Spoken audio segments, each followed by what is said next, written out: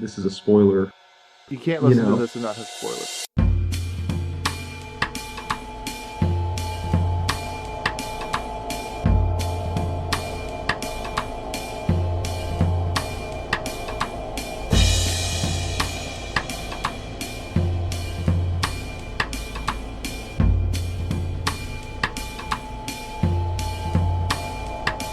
Yeah, so Cesare, this was your recommendation? Yeah. I believe. Quite the book. I was trying to actually figure out how to introduce it because it's not.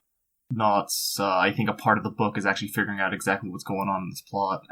I just wanted to mention about like Nabokov because I was so interested by this guy. I read his autobiography, Speak Memory, as well, and he lived quite a crazy life. This guy was born in a noble family in Russia in 1899, and just like filthy rich. I think it's mentioned that he had an estate with 50 employees on it. Like he learned his first language was like French and English and Russian. He had individual tutors, like a really gifted guy. His father was in Parliament, liberal wing of the Parliament. And eventually when the revolution came, he had to escape and he went to Cambridge, and his father was even assassinated by by a member. I don't know if it was a Bolshevik party or who it was, but eventually he went to, he was an expatriate in Berlin just before World War II, at which point he escaped to Paris, and then he made it to, the States in 1940. But, one of his brothers even ended up dying in a concentration camp. And then of course he taught at, I believe it was Columbia. I think I'm mixing up the Ivy League school. But after he published Lolita and got, financially independent, then he retired in Switzerland, where he eventually wrote this book, Pale Fire. But yeah, throughout his works, there's that thread of his early experiences as, really Russian nobility into being an expatriate in a foreign land, which is quite interesting. On to Pale Fire, though. So I'm just gonna talk about what the book is saying on the surface, and I think what our talk would be is trying to figure out exactly what happened or what we want to talk about, because I don't have any other way of introducing the book. Yeah, and rather than anchor you with like a big responsibility, like get this totally through in one go, I feel like if anybody can, jump in to flesh out a moment and, you just work your way through as you see fit. Yeah, for sure. So it's in 4 parts. There's a foreword. There's the actual poem named Pale Fire, written by a guy supposedly John Shade. Commentary after it, which is the main meat of the book. That's perfectly written by a guy named Charles Kinbote. And finally, there's an index, which actually I just realized today because I didn't pay much attention to the index, but apparently there's clues and things you can find in the index that enlighten the story. So in the foreword, which is brief, we are introduced to a character, Charles Kinbote, and right away it seems that something's off. Rather than your typical literary foreword where they're praising the author or introducing the work, he's more focusing on how he actually got possession of the poem, how, he's the one true person that should be interpreting this poem. You find out that he's in a motel room having escaped with the poem and he's complaining about the noise.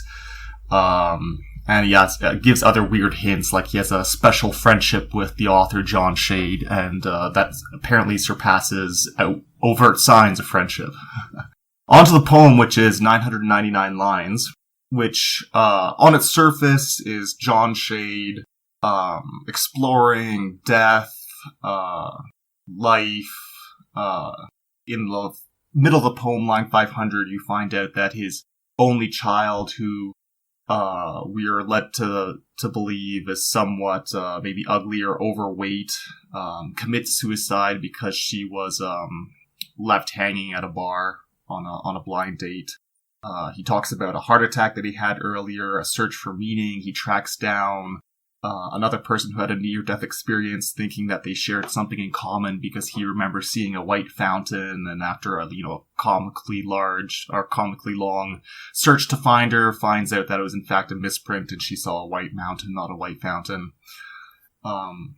onward to the commentary. So on the surface, the poem was really very introspective about John Shade's life and his wife, his child, death, life. But what Charles Combate, the guy in the forward, does is he takes that poem and with the commentary for 200 pages, he really turns this poem into something completely unexpected, something that, I don't think it would be possible to do without, to come to the conclusions he does without this actual commentary. He throws in, Zembla, a purported kingdom where I think we're led to believe he is the, king of this territory, and he throws its history and its revolution and its aristocracy into every single line of this poem. We're led to believe that Zembla had a socialist revolution and that that this king was made to abdicate, but eventually he escaped through a secret tunnel that was used by his grandfather to cheat on an actress. You find out that he has he was married, but he was really a homosexual, and he couldn't help but keep cheating on his wife with men. You find out that when he does escape, that Zemblin's dressed up as him with a red hat and sweater to help him get away. You're led to believe that there's this secret organization that's out to kill him. Gradus is the name. Jacob Gradus is sent to kill him, and you're led on this path where eventually it leads to Combate and Shade at his house, and John Shade gets killed by, according to Combate, Gradus, but in the story you're led to believe that it was a mentally escaped patient, Jack Gray, who was trying to shoot the judge that committed him to a mental institution, and really you're left at the end of the book with Charles Combate finishing his commentary in a motel room, thinking about if who's next, who's going to be sent next to kill him, who he reveals himself to be the King of Zembla. And that's, I think, the structure of the book and really what happens throughout it, and we're really left to pick up the pieces and sort of do a reverse mystery hunt for what actually happened, who's telling the truth, who's the author, and everything else that this book leaves us with. Well done, Cesare. The only other thing I was mentioning is there is heavily mirroring between Combate's account of his life and the sort of surface that were shown in John Shade's poem and John Shade's life. There's crown jewels that are missing from Zembla, and there's the poem that's sort of missing and being sought after. There's the death of both John Shade's parents and the death of both Charles's parents. There's a psychical trauma at a young age for both of them. Fainting spells for John Shade when he was 11. And there was Charles Combate, or Charles Xavier, the beloved, the king, found a photograph of his father, an aviator who died in a plane crash that traumatized him at a young age. There's 2 Russian agents that are searching for the jewels, and there's 2 professors that are tormenting Combate, and on and on. You didn't mention how funny it is. Yeah, it's I guess this is something we could talk about, but Nabokov does, I think, such an extremely good job at giving life to these characters. In the commentary, Charles Combate really becomes so alive, such a insane, eloquent character. Really unique in that sense. I don't think you can forget Charles Combate after this. And that's one of the things maybe Nabokov is doing, is he always lures you in with this very, I want to say adroit character, and then after the fact, you kind of wake up to the fact something ain't right here. This is not quite a mortal person you're supposed to side and empathize with. Yeah. I will say right off the bat that interesting. I have a fairly good vocabulary, and I looked up more words reading this book. Same here. The best part was Same that here. a goodly portion of them were words that he obviously made up. I know. So that was fun. That was I wonder if this many was gonna times be real. there's no definition. Sorry? Yeah. Many times when I would highlight a word, I would get no definition found. Well, actually, some of the words that would say no definition in the Kindle actually do have definitions, but a lot of them didn't. I know. Oh, I thought that was super fun. A favorite one I learned was to inveigle, Inveigle's a good word. which is to persuade someone to do something by means of deception or flattery. Cool. Yeah. There was one I didn't look up. It was Farrago. Farrago. Something was a Farrago of evil. Yeah, I had to look that one up too. I already forgot. Do you remember what it was? A confused mixture. A confused mixture. Yeah. On my first reads through, I try not to look up too much. I always underline the word, but I get so caught up in doing that. I have about just a notebook nearly of words whenever I read through Blood Meridian that I was just highlighting through, and I love it to find it in new authors. Especially when they make up words, you find that in the poem, but then also in the narrative in the foreword and afterward. I thought the most interesting one was Gradus. Gradus, a manual of classical prosody formerly used in schools to help in writing Greek and Latin verse. Wow. So Gradus was something that you used to help you compose poetry. His name might as well have been MacGuffin. And he... So I don't know, I was just, that made my... I have to say that I haven't felt quite as dumb in a long time as I did reading this book. I'd read something and say, "Oh God, he means so much more here than I'm getting out of it." I was like, I can't wait to talk to everybody about it because I feel so clueless right now. Because I'd feel like, oh right, and I'd have this little burst of this little idea of oh, this is what he means, and then I'd read on a few lines and go, maybe that was what he meant. I think he means a lot more than that. I think he's leading me on a merry chase. That's how I felt, merrily chasing. I have a question though about the character Kimbote. It's fascinating to me how the majority of this book is in his voice and really is engineered by him, and he's so amazingly unlikable. I liked him. Oh yeah? Yeah, but I like crazy people all the time. Uh-huh. I mean, he was so clearly deluded in how he perceived, how he commented on reality and what actually happened. But he was interesting, right? You wanted to, one of the things that it was interesting. Books made you wanted to hear about Kimbote. You didn't care about, this old pudgy poet. I wanted to know more about how, interestingly, since it was, all was given, there were very few clues I felt that told you how annoying he was to John Shade. Every once in a while, he would be oblivious. You'd read something and go, oh, he's obviously oblivious to what Shade is saying to him or feeling right now. But he had no problem, making him, showing you that everybody else thought he was a nuisance and a jerk, and you know what I mean? Or not everybody else, but I found that very interesting that you couldn't really at the tell. beginning he says he found a pride that was like a venom whenever he realized that John Shade prized his company above all the others. And so whether he was like that to everybody else, and that's what you're saying, he openly shows you that, he was still intimate of John Shade. He was flattered by that and, relished Shade didn't the time together. Yeah, and I wonder, was huge. it just some really uncomfortable thing? Shade was, what's the word I want? Basically, putting up with him. But I wondered. Tolerating. That's it. That's the word. Sorry, boy. I came up with greatest, but I can't think of tolerate. Yeah. But I wondered if he, if this was did he consciously not put in the things that would have shown that he was annoying? Did Shade actually like him? I think so. I mean, his wife certainly didn't, or maybe had a distrust of him or something, and he kind of considered her the foil to their friendship. He's like, oh, I thought we were going to hang out and go for a walk. And she's like, actually, he was reading me his poem. And he was like, I thought he never shared his poems. Not even.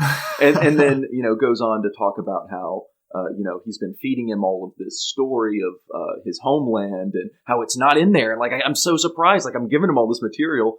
At the same time, he, does at least say we don't have Shade's account, but he's like, recalls Shade saying, oh yeah, tell me more about that. He does seem interested, and it's almost like Shade is entertaining this wild friend as a muse while he's writing, as well as using his wife as an editor. And total creep. I have And I mean, and like there's a line here that I have at location 191. It's not page 191. I don't know why they've set it up this way. But it says here from Cambote, almost every evening I could see the poet's slippered foot gently rocking. Now, he's in his house. I was reading that line, Mary. This is the mind Laura, reading. This is the mind Laura. reading stuff. And he's looking into the window of Shade's office or wherever he's working, his den. He says, and he's watching the poet's slippered foot gently rocking. One inferred from it that he was sitting with a book in a low chair, but one never managed to glimpse more than that foot and its shadow moving up and down to the secret rhythm of mental absorption. Creep. That's page 17. Okay, creep. Yeah. I mean, I was like, this is the mind, this is the actions of a stalker. But it's funny how he overtly says it and doesn't seem to feel any, like, if I was describing me spying on people for months on end and following them around, I'd feel some, embarrassment at having done that, and he seems to be free and easy about it and just describes it, and that's one of my points in how he's divorced from reality. He's divorced from reality, yeah. Well, you're not a king, are you? I have a line here on... This is right. Yeah, I have a line here on page 15 that I thought was hilarious. It says, his laconic suggestion that I try the pork amused me. I am a strict vegetarian and like to cook my own meals. Consuming something that had been handled by a fellow creature was, I explained to the Rubicon convives, as repulsive to me as eating any creature, and that would include, lowering my voice, the pulpous pony-tailed girl student who served us and licked her pencil. Moreover, I had already finished the fruit brought with me in my briefcase, so I would content myself, I said, with a bottle of good college ale. My free and simple demeanor set everybody at ease. I love how he thinks like he was successful in being like a kidding dude when he was probably the most awkward person ever. And the room probably... I like the part right after that, too, where he talks about the difference between him and Shade. I think it's right after that. And how Shade he didn't like vegetables, and the way he phrases that was just as good. It was something about he always had to steel himself to attack the fortress of an apple, or something like that. And, oh, right. Or eating a salad was like dipping into a cold stream, or something to that effect. Yeah, there's something he says on 13. This is about their friendship. The calendar says I had known him only for a few months, but there exist friendships which develop their own inner duration, their own eons of transparent time, independent of rotating, malicious music. And I think also what people, this is at least his internal justification or drive, I think, and this is 12, just the page before. Such hearts, such brains would be unable to comprehend that one's attachment to a masterpiece, his of John Shade's, may be utterly overwhelming, especially when it is the underside of the weave that entrances the beholder and only the getter. And this is where the selfishness comes out, whose own past intercoils there with the fate of the innocent author. So this is all told as also a sublime guilt, and I think that maybe John Shade is more close to his bosom now since he's passed in these recollections. Yeah, and there are plenty of reasons to be skeptical in many places about the verity of what he says about Shade and what he says about himself, and there's a lot of contradictions when you start to look closely at the details, and there's a lot of places where you're left sort of tantalizingly, they're just open-ended for you, where inference is sort of begged for, but you're not, totally given the grounds to make maybe a really hard and fast judgment. It's sort of up to you, which is sort of part and parcel for the whole book, right? I mean, there's so many questions to answer about trying to cohere these accounts into a whole and what that reading would be. And, the question of who is the real author sort of hangs over everything. Yeah, there's one more thing I wanted to add. This is his highlight of John Shade. He says, John Shade, this is page 20. And this is, I think, whenever I agree that it's creepy in one aspect. And the other, I see it as like utter respect and admiration that borders on sweetness. And this is where I think that comes from. He says, I am looking at him. I am witnessing a unique physiological phenomenon. John Shade perceiving and transforming the world, taking it in and taking it apart, recombining its elements in the very process of storing them up so as to produce at some unspecified date an organic miracle, a fusion of image and music, a line of verse. Oh, that's beautiful. I need to. I want to add to that from page 25. His misshapen body, that gray mop of abundant hair, the yellow nails of his pudgy fingers, the bags under his lusterless eyes, were only intelligible if regarded as the waste products eliminated from his intrinsic self by the same forces of perfection which purified and chiseled his verse. He was his own cancellation. Oh, so good. That's a great yeah, line. I had that one Great highlighted line. as well. So beautiful. Yeah, but I thought that it was interesting because this was written in the 50s. There's a lot made of his homosexuality and he obviously has great love and adoration for the male form. And so I thought that it was interesting that this person whom he idolized was unattractive. But he was more attracted to him than anyone ever. I mean, it obviously wasn't a sexual thing. It was more of I have no idea. It was a mania. But I thought that it was interesting and probably important for him, for Nabokov, to have made Shade physically unattractive. This was just that it was his love for him was completely separate from anything that would, and of course in the 50s homosexuality would be degrading or something like that. So that is interesting. I don't know if I picked up on that. Yeah, there's so many ways you can analyze this book and take it in reading secondary sources. There's an entire 10-page essay on this being response to Freudian psychoanalysis, and Nabokov continually hated and always had digs at Freud, including in this novel. And just one of the interesting things I read, and I don't know enough about Freudian psychoanalysis to know if this is true or not, is that Nabokov set up Charles Kimbote or Charles Xavier as a homosexual with persecution syndrome of paranoia, which apparently was a category that Freud thought impossible. Oh my God. I'm glad you say that. I wanted to ask you specifically, since I knew you'd read the biography about that, because it seemed like there was false breadcrumbs all over this that sort of begged for those Freudian and Marxist as well. I wanted to ask you about that, those two readings, those huge schools of literary criticism. I read that he had aversions to both, and really any sort of systematizing, generalizing form of critique. He hated things reduced to the biographies of the author, and he was just sort of a radical particularist. He wanted everything taken on its own terms, from what I understood. Well, words are funny, Yeah, right? he I'm hated- sorry. I just wanted to throw in that it's just, No, go ahead. when you look at a painting, or you look at a photograph, or some other work of art, you go and see a movie, you normally don't break down the creator's life so completely in your analysis of it. And yeah, you can say, oh, okay, well, whatever, Pablo Picasso was never called an asshole or something like that. But it's different. We normally don't use their lives as analysis as intently as we do with books. And I think that that's because we're all so, language, we're all so close to language. We have it integrated so entirely into our lives. So that was all I wanted to throw in there. But please, go ahead, Cesare.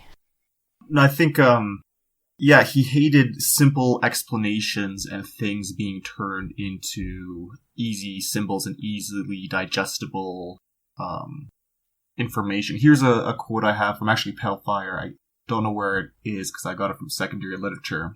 But it says, we are absurdly accustomed to the miracle of a few written signs being able to contain immortal imagery, involutions of thought, new worlds with live people, speaking, weeping, laughing. We take it for granted so simply that, in a sense, by the very act of brutish routine acceptance, we undo the work of the ages, the history of the gradual elaboration of poetical description and construction, from the tree man to Browning, from the caveman to Keats. What if we awoke one day, all of us, and find ourselves utterly unable to read? I wish you to grasp not only at what you read, but at the miracle of its being readable. So I used to tell my students. Wow, yeah, that's really generous. Mm-hmm.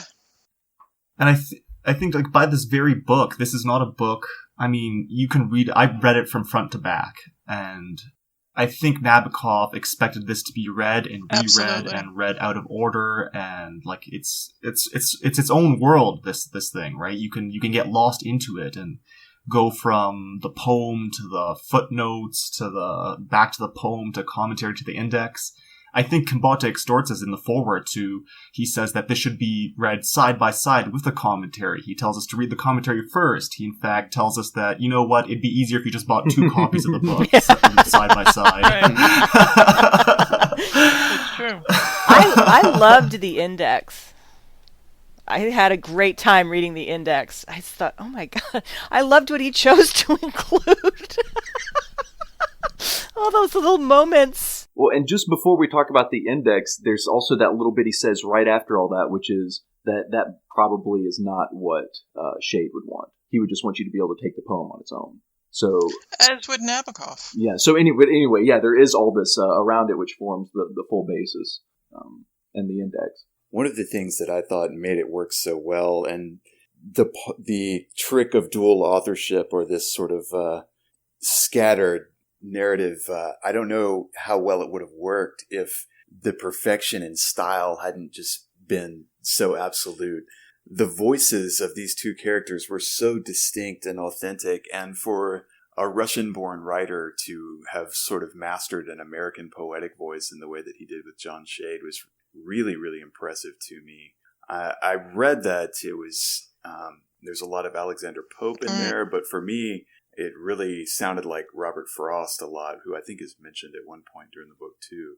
But I was very, they're such distinct characters, and to put them side by side, I mean, and just have that, there are so many authors who are criticized for not being able to do that, for characters that you can't believe in, and for their own sort of voice over the course of a few novels becoming a bit typecast and, sort of bleeding across characters to where you sort of, it undermines character in a way because they begin to not seem real. They just begin to seem like the author. And I mean, I haven't read anything else by him, so I couldn't say for sure, but I mean, these guys definitely felt real to me. Yeah. You'll love Lolita if you haven't read it. You've got something to live for. Something else to put on your list. It's a gorgeous book. There's a way in which the language, I think, it was like dense in the way that, like we mentioned, you had to look up a lot of words, but I think it really worked in bringing the people alive. And I complained about John Gardner's prose in the last book we read being flowery, but almost in the sense that it's just showing off what he can do with language. In the sense that I think in Pale Fire, I think it really breathes life into the characters he's trying to create through his words. Yeah, I would totally agree. It felt like the difference between like a master working and something that came out of a literary workshop. Absolutely. Like, it's like you're hitting all the points, but there's something about it that's not quite, Well, because lifting off the his ground. use of language was him. That was, that was the very essence of his being. Was that, were his turns of phrase. They were grand, I I'm sorry, some of them were so funny. I would just screech laughing. And then I just, like, when I wanted to write about them, when I wanted to sit down and write a little note, what I thought, I would just, like, I'd have nothing to say. I'm just like, I would write something like, really pithy, like, wow. Like, really? That's all I get out of this? But I was so delighted. Well, who was it that sent the email about that the poem had been published on its own before? I absolutely felt like the public. That was a New Yorker. Yeah, it was a New Yorker. That's great.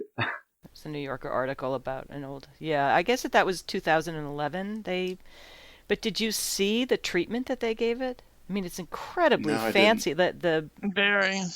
yeah, it's a it's in pieces. There are parts to the book. You open up a little folio and also, didn't they recreate the index cards? Oh, I wow. think they did, Yeah. and I think that there Yeah. are pictures of the butterflies that are Mhm. mentioned and some of the birds and Right. Wow. So what did you all think of, the poem on its own and the commentary in relation to it, the authors, if it mattered at all? I feel a whole part of the secondary literature is just dealing with who wrote what. Was John Shade a real person? Did Kimbate write Shade? Did Shade write Kimbate? Were they two separate people? Was it all Nabokov? Right.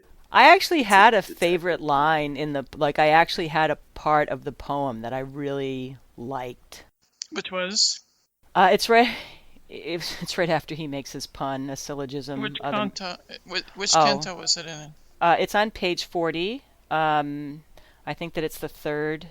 A syllogism, other men die, but I am not another, therefore I'll not die. So it's just after that. He says, space is a swarming in the eyes, and time a singing in the stars.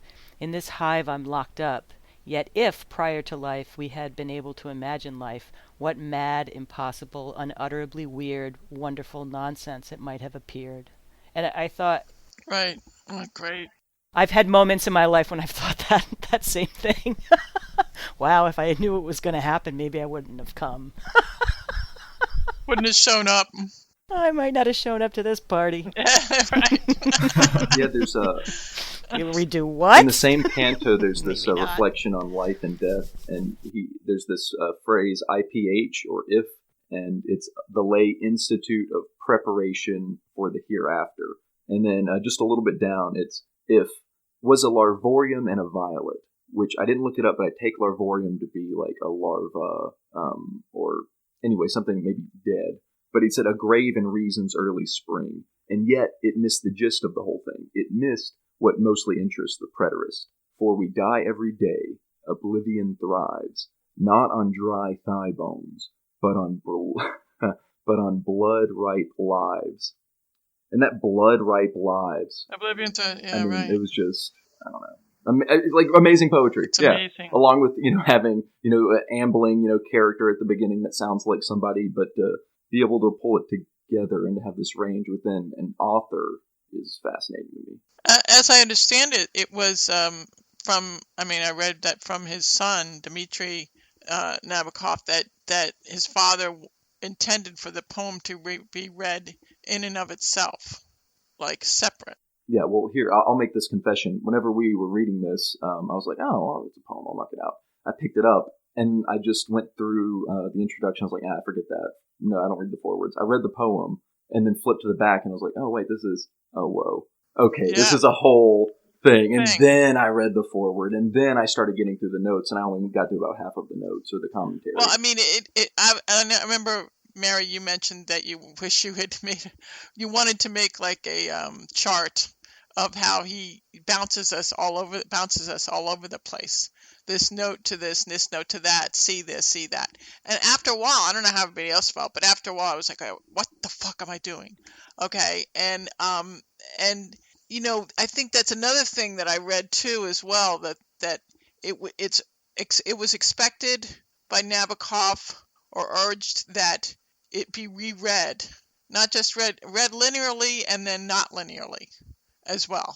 Like this is, and in a way I started feeling like this is not just a book. It's like this experience that's surrounding me, three-dimensionally surrounding me. Because, maybe that was the sense I got because he was bouncing us all over the place regarding the notes and in the commentary. But because I would bounce it would say, well, see the notes to blah, blah. And I was like, and I would go to it and I was like, wait, I read this already, and so again, in one way, doing that kind of cut up the power of a linear read. But then I'm wondering what was the point of it not being a linear read? Yeah, because he could have done it annotated style, right? Where you had the notes on one side of a page and then the poem on the other, so that you had embedded within the poem all of the notes as well.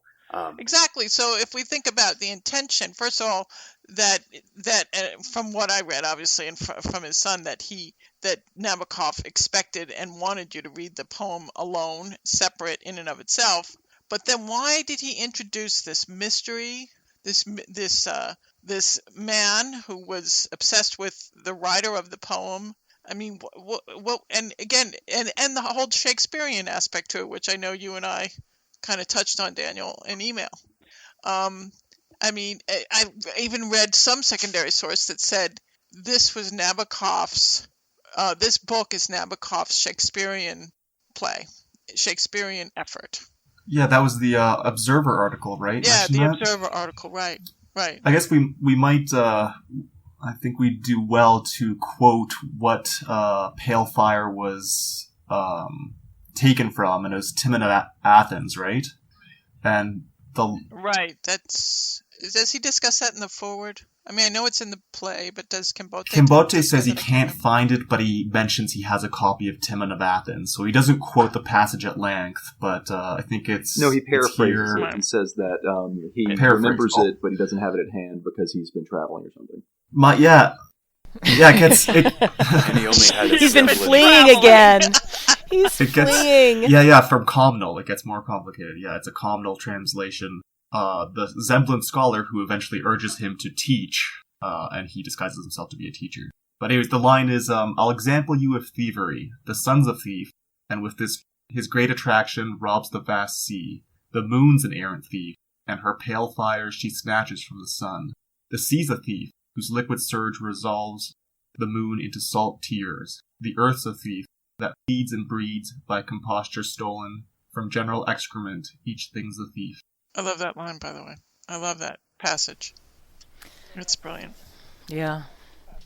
It's these two parts that and it makes perfect sense, these right? Two, these two parts that are both... Everyone's thieving. Yeah, thieving, really. Yeah, Kimbote's stealing Shade's fire, but Shade's poem is made alive by Kimbote's commentary. It's really wonderful in that regard. I don't know if Laura, you were talking before about the confusion in reading it linearly, and then reading it non-linearly, using hyper jumps. Yeah. I found that since I didn't have time, I did a few of the hyper jumps, and then I realized I wouldn't have time to do it both ways, so I was just going to read it linearly, and I thought the most interesting thing that happened, I think, in my head was that I'd be going along and there'd be a moment where something would come up and make me think, but what about this? Because he's so detailed in his descriptions of his life as a child and what all went on in Zembla, that when it kept occurring to me at the little moments that the whole thing was a fabrication, and that would throw me back. That would really knock me off my feet. I'd be like, oh no, I didn't want it to be a lie. I wanted it.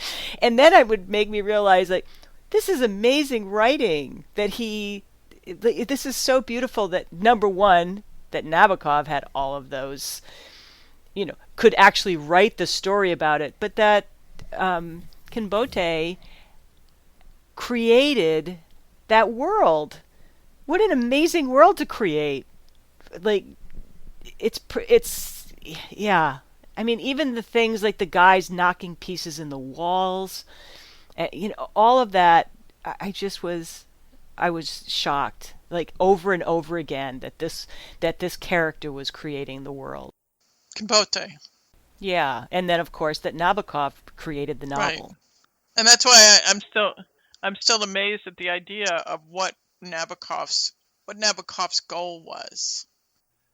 One interpretation that I liked that I heard was that Shade sort of, and this would go back to something Nathan was saying earlier about the reasons that he was kind to Kimbote, and that there was a sort of he saw sort of reflected in him his daughter, and similar characteristics between them sort of inspired a kind of pity or a kind of sympathy for Kimbo, as sort of an oddball, as a dreamer, as sort of a fancy sort of wingnut a little bit.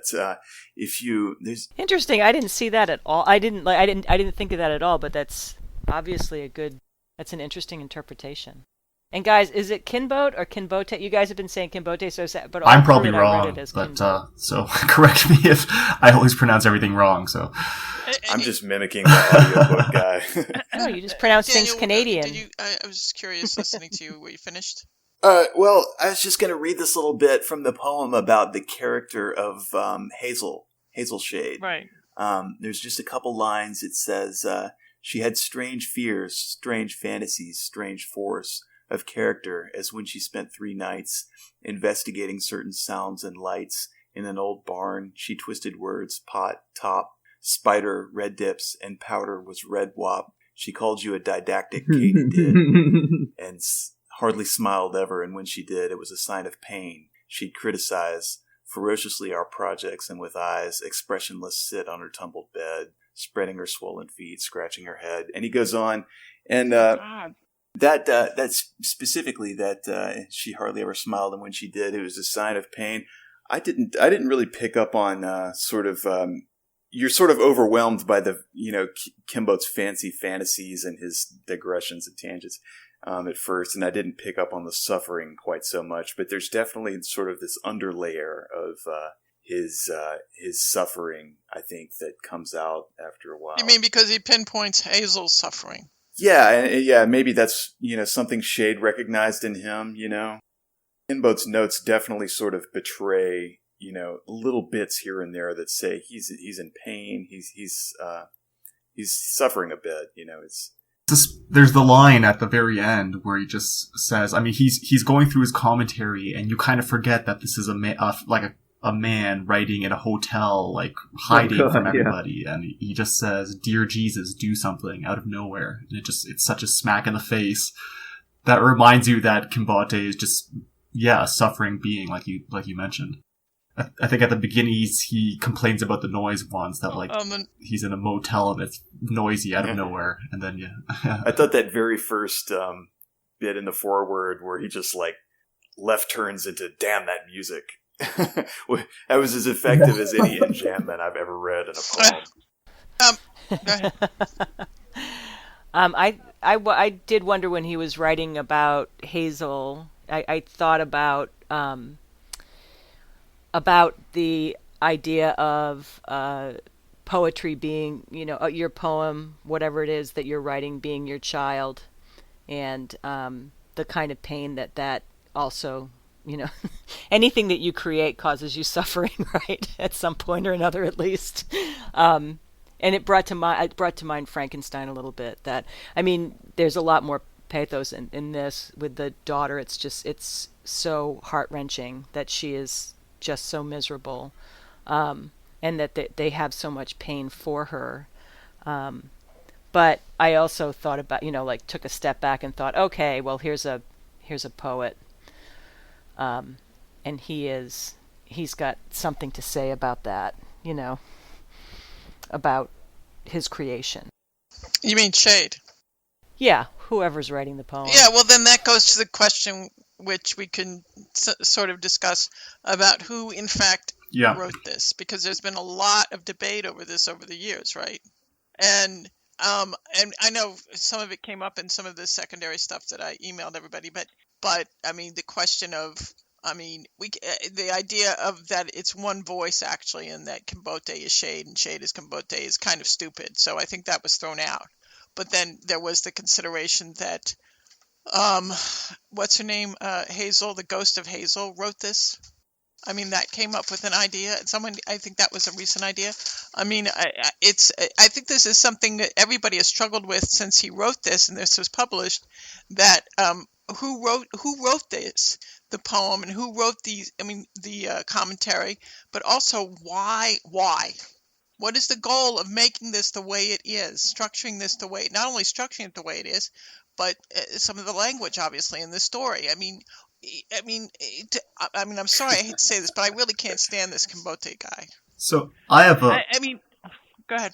I'll give a case for one reading, which I kind of liked.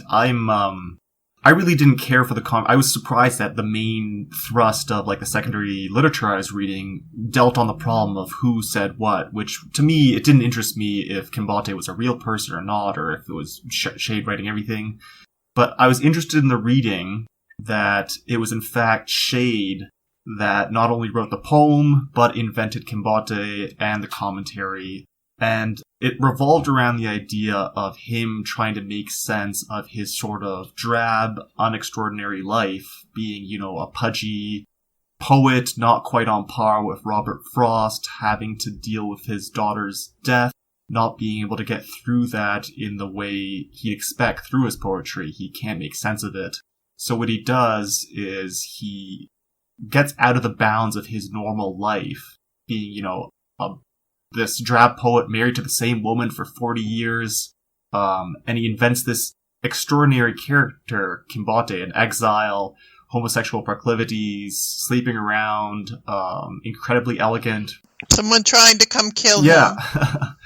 And that enables him to sort of extend the process of reality and imagination over and above what he can do with his life. And the book gives hints and comments on that. There's page 238, I believe. Oh, that's wrong, but when Kimbate stumbles upon a cocktail party and a conversation between Mrs. H and Shade, it said, "That is the wrong word," he said. "One should not apply it to a person who deliberately peels off a drab and unhappy past and replaces it with a brilliant invention. That's merely turning a new leaf with the left hand." So that could be applied to John Shade trying to get over his unhappy past of losing his daughter, or of course it could be applied to Kimbate trying to peel off the unhappy past of his exile, or, the third reading of this is actually a crazy Botkin Russian professor who is trying to peel off his unhappy past and making an invention of all this. Yeah, and that analysis, Cesare, leaves me with totally not trusting anybody in this book, any of the characters, not trusting anybody or anything that's said. I don't understand what. I'm sorry. Excuse me. What I don't care that. I love the story so much. I didn't care if it was anybody but who they said it was. Do you know what I mean? Like some guy who some Russian immigrant who came in and said, and made up a life and followed John Shade around and stuff like that. I think it's interesting, but I didn't I wasn't affected by it. I just kind of felt like, and I didn't read most of the secondary literature, but I didn't find myself really wondering too much about that stuff. Just think of it this way, though. When we're talking about Kimbate and how he's untrustworthy and how he's a lunatic and how we don't like him, I don't think that's an extraordinary position, right? I think we're thrust in that direction. Mm-hmm. And I have this great line here. I forget who it's written by, but the other's madness thus becomes a decisive proof and a guarantee of one's sanity. To dismiss Kimbate as insane and then to use him as a screen through which to uncover the real world of Botkin and UI is to read as he does, to interpret the text according to our need for self-validation and explanatory coherence. So it's almost, a commentary on what reading is, on what this act of reading is. It takes it up a level. Yeah, and as interesting as the story is, and I agree with you, Mary, it is very interesting, but I was just constantly struck by, why is it designed this way? Why did Nabokov structure it this way? The poem is brilliant. It's a brilliant poem. Why was there this huge commentary that became the novel written by not the man who wrote the poem? So I mean, I'm just really struck at, and so then I end up like Cesare alluded to, I end up not trusting anything anybody says in this book. Well, I definitely would agree that I think the whole is the thing, right? It's not the poem, it's not the commentary, it's those presented together. The lecture I listened to by one of these teaching company guys was called Pale Fire, Modern or Postmodern. And the distinction I saw there between those in this context and sort of my big heavy question about this book, which, I was going to put to you guys was, so it has to do like the importance of that mystery. Is it important then to get down to a truth about who is the sole author, or, is, there a right way to read this?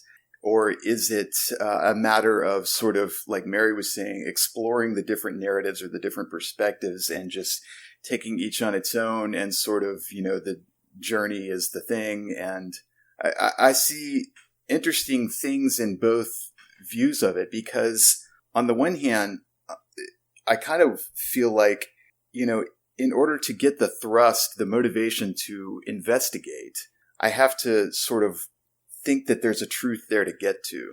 I have to have something that I'm after in order to really appreciate it. But then it's, I can also see, well, if you want to stop and say, there's beauty in just, the creation of this fantasy that Kimbo, is giving us, and it's not, about ferreting out a solid truth. I can see that too. Isn't that the postmodern thing that you eliminate the creator, the author, the painter? You eliminate them from the work. Right, that's one of them. Right. So okay. So I'm fine with doing that, but I'm still and I'm fine with accepting and rolling with the way this book is set up. But it keeps coming back to me, and I'm wondering if. Sorry, I have to bring Nabokov back. I'm wondering if that was his point or his goal, to make this really difficult, not difficult intellectually, but in a way logistically, bouncing us all over the place, making it a non-linear read. Or if making a linear read, making that a lesser read or even a greater read. If that was his goal. It begs the question, because of the way it's structured, it begs the question right there. Why is it this way? Why is it? And also, I remember reading about Gradus, the whole process that Gradus went through, the traveling and the difficulties he had with the guys from the shadows and all of that. I'm like, well, where did he get this information? How did he know what Gradus's travel was if he was supposed to be the victim? But anyway, back to my point is that it just, the structure of it just really jumped out at me and bugs the shit out of me a little bit. I thought it was just, I don't know. I guess that I haven't spent enough time thinking about it, and I didn't read any of the secondary literature really. So I guess that my thought is it was just that it was brilliant, and I haven't had time to kind of break it down yet.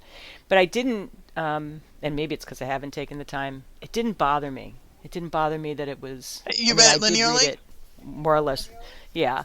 And I was kind of delighted by every part of it. I didn't ever feel like I needed to. And maybe that was Nabokov's challenge. Give it to someone simple. No. Maybe his challenge was, if you're smart enough, read it linearly. Nabokov also. I think Nabokov also had a real disdain for simple mysteries with a whodunit being the point of the reading. And an interesting take is that, the mystery novel, the detective fiction, is us going through a process of tailing a criminal and getting to that criminal.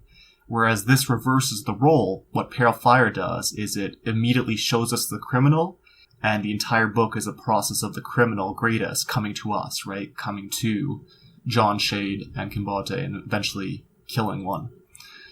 Reverses the direction of a mystery. I wonder, do you think that has to do with the point he was making about all books or all reading, or is it about this book specifically? You mean in terms of the structure and what his goal was? Well, in terms of the reader has to decide, and if your reading is going to be a matter of, rather than uncovering, some kind of whodunit or something like that, where there's this solid answer that you're going to get to with enough scrutiny, is it a matter of finding a reading that you like and, where your sympathies lie? And, if you shift your stance a little, there's another perspective. I mean, that's a very postmodern. Yeah. There's a bit in the novel. Absolutely. Oh. It was the first make your own but adventure book. But it could just be something that applies to this book, or it could be something that he's trying to point out about, the act of reading. Right. Absolutely. Yeah. literature. Because if you look at Mary's experience and my experience, hers was really wonderful and easygoing and enjoyable. And I was like, yeah, I enjoy this, but fuck, I got to go over there now. Now I got to go back over there, you know. And so the experience logistically was annoying, but I obviously saw beautiful things. But I'm just saying, that's interesting that you say that, Daniel. Also, though, I find the Kindle annoying. I find that, I find the reading process with the Kindle, the best thing about it is that I can see in bed, which is why I use it. I think that if I had a book, I might be more inclined to actually have skipped around a little bit. And the other thing about the Kindle is that I never really know where I am in the book, even though it'll tell you what percentage you are or how many hours. It's like, yeah, you don't have no idea how fast I read. It's not 2 hours left in the book. This is going to take me 4 days, So, I wasn't anxious when it said that, I was at, the notes on 200 and it says go to, the note on 985. I don't think I can. It just, I thought I'll be there soon enough. Yeah. That's maturity. Well, that would be the only area of my life that it worked. Alrighty. Nathan was going to say something before we missed it. Where is Nathan? Yeah, I was just going to jump in with this conception of the postmodern reading and how I think, what the authorial intention was. I mean, generally, like short story, I think that you can't trust any of these characters, but you can trust all of the characters in total. I think that's kind of saying what Dan was saying about the sum total being the prize work. And I'm going to stay in the text first, though Richard Rorty's introduction is really interesting, and it says something about, but I think the book says it better, so I'm going to quote from here. It's on 101 in the paper book that I have. And this is just an example that Xavier is giving in the notes or in the commentary, but I think that it proves a point that maybe the author's making. Anyway, here it is. Talking about the artist Einstein. But in some of those portraits, Einstein had also resorted to a weird form of trickery. Among his decorations of wood or wool, gold or velvet, he would insert one which was really made of the material elsewhere imitated by paint. This device, which was apparently meant to enhance the effect of his tactile and tonal values, had, however, something ignoble about it, and disclosed not only an essential flaw in Einstein's talent, but the basic fact that reality is neither the subject nor the object of true art, which creates its own special reality, having nothing to do with the average reality perceived by the communal eye. And to elaborate on what that kind of reality would mean, I think Rorty details it a little bit. He calls it dialectical relationships or dynamics between people, basically. And he thinks that the meat and the heart of the story comes from the relationships of all of these people together, which has an emergent effect, which is the novel's value. What is the point of all of that? I don't know that it can be said. But I think that there's a lot that we've been impressed by and a lot that it points to, and it's kind of this unraveling mystery. As a brief aside, I think that's just such a wonderful example of Nabokov being able to insert into this book his conception of art and reality in such a subtle way that doesn't require, some character going on a pulpit and saying some flowery line. Yeah, I thought the same thing. I was really, really pleased with that line. It is. Yeah, the whole book is very much a performance, right? It's not, he's not lecturing to you, these ideas. He's putting everything in this context and you are left to make sense of it. And I think, that in the forum, it's all in the forum, those relationships there that Nathan was talking about. You get these two guys sitting right next to each other who have these different interpretations of these same events. And, we as readers are left to sort of make sense of them. And maybe, I think part of it too, right, is he's got to be making some kind of comment about his own role as an author and, any attempts that might be made to solve this mystery by, looking into his life and all of that. I mean, there have been a lot of those I read, right. Especially because he's got such an amazing life story, as Ari was telling us. I'll cheat a little and just read a brief line from Speak Memory, which might elucidate this somewhat. It occurs to me that the closest reproduction of the mind's birth obtainable is the stab of wonder that accompanies the precise moment when, Gazing at a tangle of twigs and leaves, one suddenly realizes that what had seemed a natural component of that tangle is a marvelously disguised insect or bird. I think that adds to, like, looking at pale fire, right? You can focus in on anything, and it seems still, and it seems like you can take it separately. But once you start to untangle all these connections, it starts to move on you, like this insect or bird in a tangle of woods that he describes here. Yeah, some of the things that I found most perplexing were when, like, the names that he used for characters from Zembla, and I thought, oh, this is an allusion to X, or when things would line up perfectly, like Odin's mother being from New Y. Is that right? Is that where it all takes place in New Y? Yeah, New Y. Yeah, so New Y. his, the guy who saved him in his exile, who brought him into his exile and then basically saves him, his mom just so happens to be a New Y. Like, what? It's all, I don't know. That was the part where I felt like I really should be keeping, like, I would like to have a little chart to bring back all of the instances of his life that that fall into the story, that, conveniently make up this story of Zembla and being a king. And what is the thing also about being the king there? There's all sorts of, there's lots of regicide. That's all well and good, but I did wonder about it quite a bit. He could have been an exile from anywhere.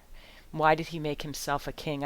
I thought that was really interesting. Like, even just the character being, let's just say he actually exists and he's a guy who, can vote, and he's just he's just a crazy guy.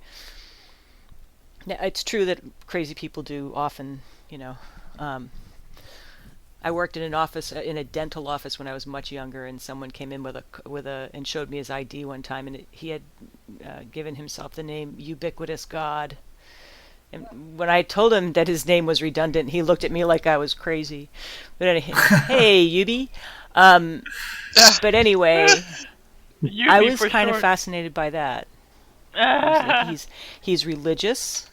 He's religious. He's super smart. He is fussy. He's neat, and but he'll go on these, like going on the adventure to the party where he basically, I don't know, wakes up in some house, and women are always disgusting, which is another thing. But I just wondered, like, okay, so what is it about? I mean, is it just the obvious about kings, or is there something more to that? Well, it's a funny picture. Well, it's definitely in line with his sort of, self-obsession and megalomania, right? I mean, everything, it's very central to this character. It seemed like to me that, that we understand that he's seeing everything in terms of, like, his own self and his own lens on things. So it's like it, and also, there's the progression, right? Of, he's not really, it's only sort of hinted at that he's the king at first, if you're paying close attention, but as it's very explicit by the end, it's like sort of, it shows this sort of downward spiral that he's on. That was really amazing to watch the progress, to watch as he ascended the throne. Yeah, which is like the descent into his own madness is his ascension to the But then the guy who, Greatest, is so disgusting. He is just like the most, I mean, if John Shade is his hero and unattractive, at least he's not just this big, I mean, just the end and all of the, intestinal issues, let's say. I mean, that pulling the sandwiches out of his suitcase that he had gotten in Paris. Wild. It was like, oh my!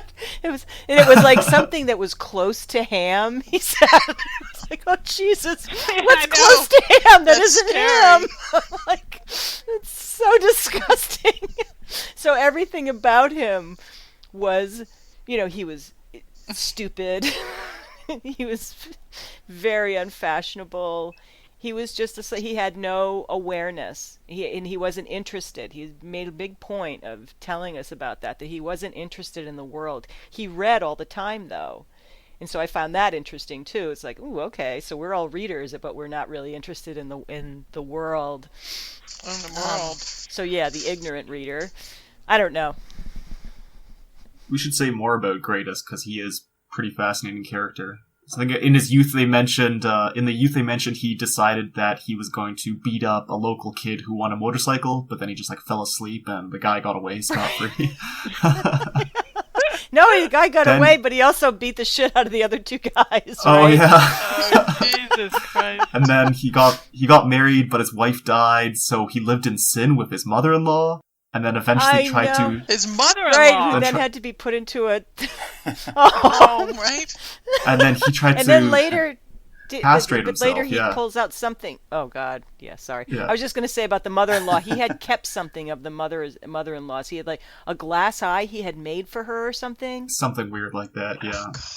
But then, I'm sorry. Yeah. Please go on about the castration. Because that was fascinating. I think it's described as an attempted castration that freed him of the, that's where I learned that word, to inveigle, right? And so he eventually got an infection and was fine. Here's a line about him. He might be termed a Puritan. One essential dislike, formidable in its simplicity, pervaded his dull soul. He disliked injustice and deception. He disliked their union. They were always together, with a wooden passion that neither had nor needed words to express itself. Such a dislike should have deserved praise had it not been a byproduct of the man's hopeless stupidity. He called unjust and deceitful everything that surpassed his understanding. He worshipped general ideas and did so with pedantic aplomb. So that's Greatest. Yeah, God. And is there anything about his name being, his name meaning a mode of poetic instruction that comes into this? Yeah, that's they extrapolate on his name with that Vino Greatest bit. I can't quite find that. Oh, right, Vino Greatest. There was another name, too. Vino Greatest and...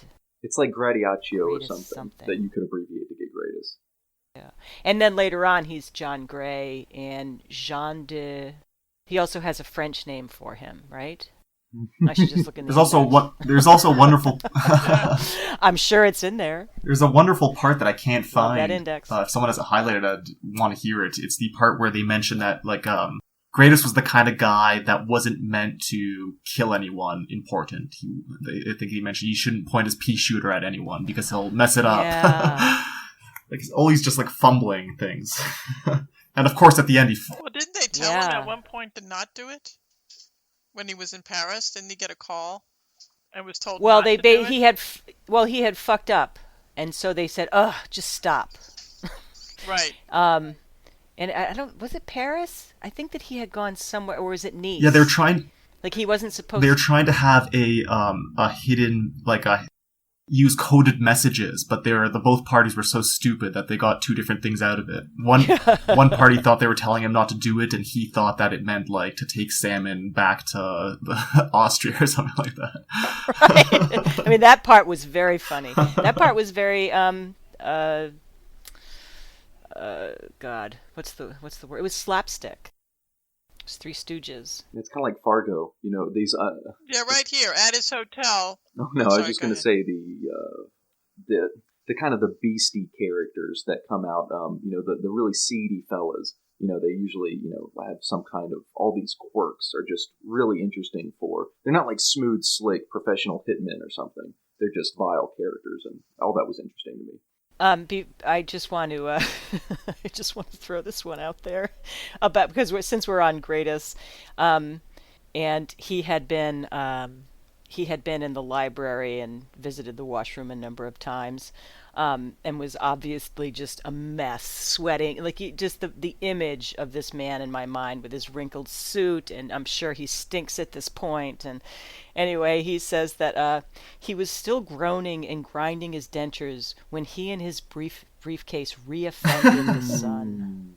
Re-offended the sun. What the fuck? What a great line. You can't say he just went outside. No, he didn't go outside. He re-offended the sun. And I have to admit that when I was walking down the stairs, this morning to go for a walk, and I was like, I'm going to go re-offend the sun. Later, I'll re-offend the moon. I just came across this, which I think we were talking about the castration thing, right? He had long stopped drinking. He did not go to concerts. Well, rather, let me start here. At his hotel, the beaming proprietress handed him a telegram. It chided him in Danish for leaving Geneva and told him to undertake nothing until further notice. It also advised him to forget his work and amuse himself. But what, save dreams of blood, could be his amusements? He was not interested in sightseeing or seasiding. He had long stopped drinking. He did not go to concerts. He did not gamble. Sexual impulses had greatly bothered him at one time, but that was over. After his wife, a beater in Radugovitra, I don't know that, had left him with a gypsy lover, he had lived in sin with his mother-in-law until she was removed, blind and dropsical, to an asylum for decayed widows. I love that. Since then, he had tried several times. That she had dropsy. Several times. He had tried several times to castrate himself, had been laid up at the Glassman Hospital with a severe infection, and now, at 44, was quite cured of the lust that nature, the grand cheat, puts us into, inveigle us into propagation. No wonder the advice to amuse himself infuriated him. I think I should break this note here. Why does he say that? I think I should break this note here. Okay. There's another moment where he says something. This is actually in the poem, though. 55 in the book, 940. Mm-hmm. Man's life as commentary to abstruse. Unfinished poem. Note for further use. Weird. Yeah, you don't know. I was going to say, I never knew if that was a place maker, a place marker, or if it was left unfinished. But it's sort of, if it was a marker, then it breaks the. But it rhymes as well. 999 structure of the poem. It's totally there, and it's almost as if he's about to abandon. And even that note for further use, just by an E, it's almost like not for further use. Like this is a scrap idea, or this whole project is done. This is back to the distrust. And the fourth wall is broken a couple times in the very beginning when Kinbate introduces the poem, and he says, "Canto, the second canto, your favorite." Like he enjoins us, says and he's right. It is I think the best one. It's the one where his daughter dies. It's the liveliest part of the poem. Okay, last bit on Greatest from me. More on so Greatest in the index, Greatest Jakob. So 1915 to 1959, he was only 44. So that's, I'm not reading that from here. And basically, I'm just saying, like, I thought that he was older. Anyway, alias, Jack Degree, DeGray, De Argus, Vino Greatest, Lenin Greatest. So I think that was... So what was, how did you define Greatest initially? About the poem, reading poems? Oh, earlier we were talking about what was the definition of Greatest that you gave initially? It was a device that they used to teach people to make verse in Latin and Greek. That's the dictionary definition. Yeah, well, so I'm trying to put this together because in some sense he's a function, right? He's, the device by which John Shade is going to be assassinated. That's his literary function. And I don't remember exactly where it was, but there were times when they talked about his gun in a very thinly veiled reference to Chekhov's gun. Mm-hmm. I hadn't thought that, but smart, yeah.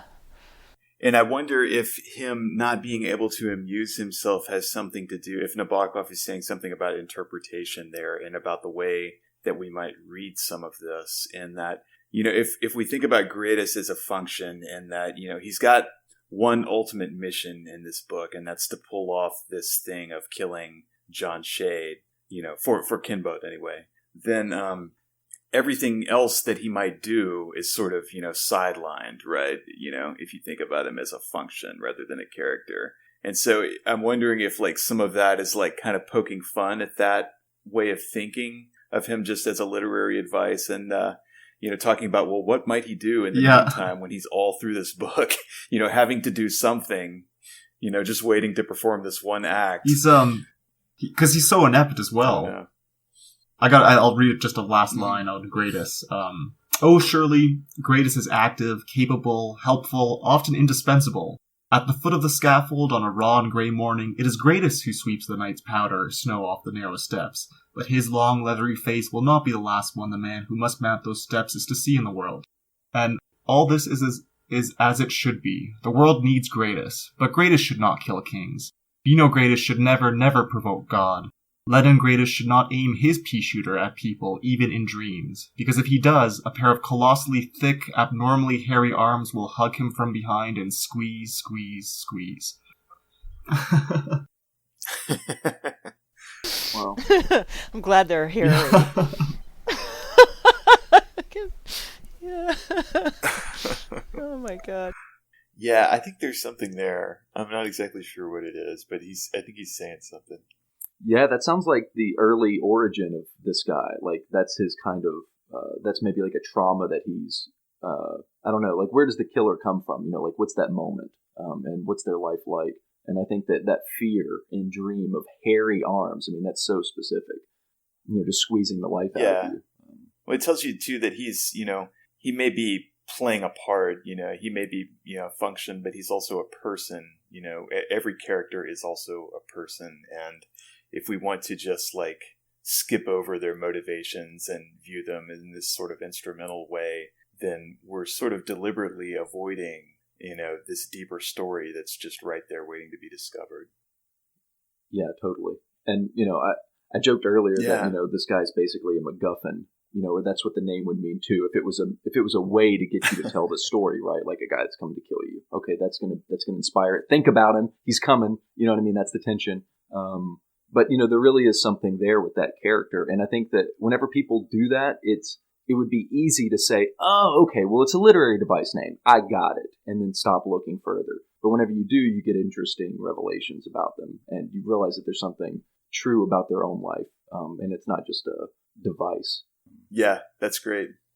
There was something that me and my friend often talk about default on the Joker and the acting and the writing around that and the characterization. And one of the things that we always thought was really interesting is that he says that he's an agent of chaos, yet every one of his things are so well timed and executed. It's actually the opposite. And if you only listen to what he says, then you'd miss an entire picture that's painted in his actions and the words of his behavior. Well, haven't you heard, or I think I heard somewhere that someone said that the universe is really ordered chaos. It's a paradox. Or that we look for the other line, apperception of patterns as such. So, it might all be chaos and we just find patterns in things. There was something that this is getting back to it. There's something I wanted to sketch out, and I think it's from the first canto. It's the White Fountain. Yeah. The White Fountain, hold on. You all might remember. Is this the first canto? I think that it is. It starts at 140. Yes, it's the first canto. Okay.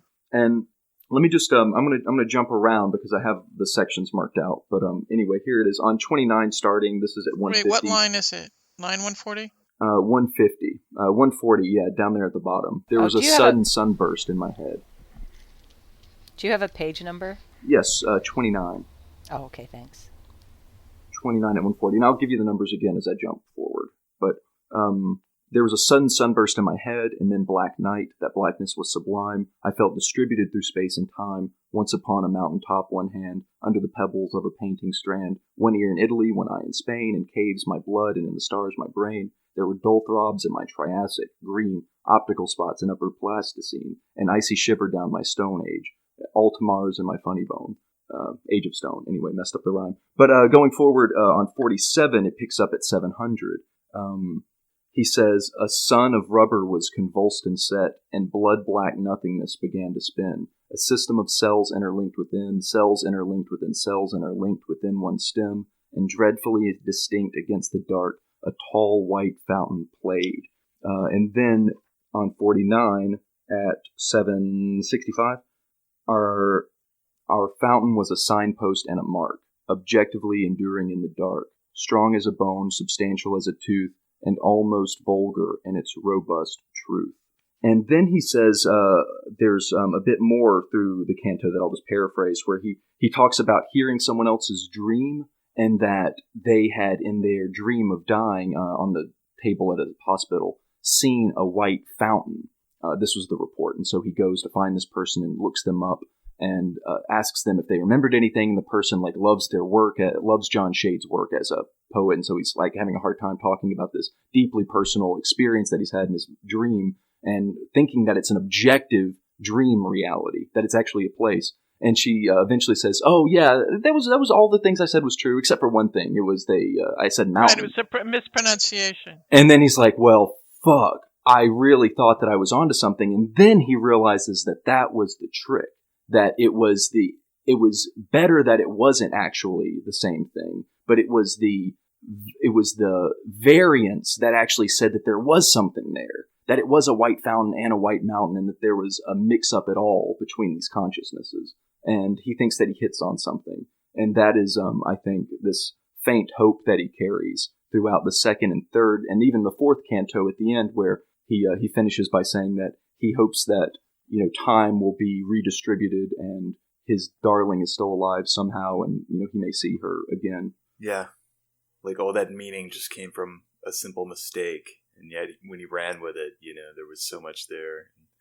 Yeah, this is it. So all this is his conception, his what he calls a private universe. And this is in the fourth canto at the very end on 56. It's 960 or 980. There's a misprint in this book. 980. I feel I understand existence, or at least a minute part of my existence, only through my art, in terms of combinational delight. And in my private universe, if my private universe scans right, so does the verse of galaxies divine, which I suspect is an iambic line. I'm reasonably sure that we survive and that my darling somewhere is alive. I heard that, or I read somewhere, and it was in one of my emails, that his wife said that the poem was about the afterlife, death and the afterlife.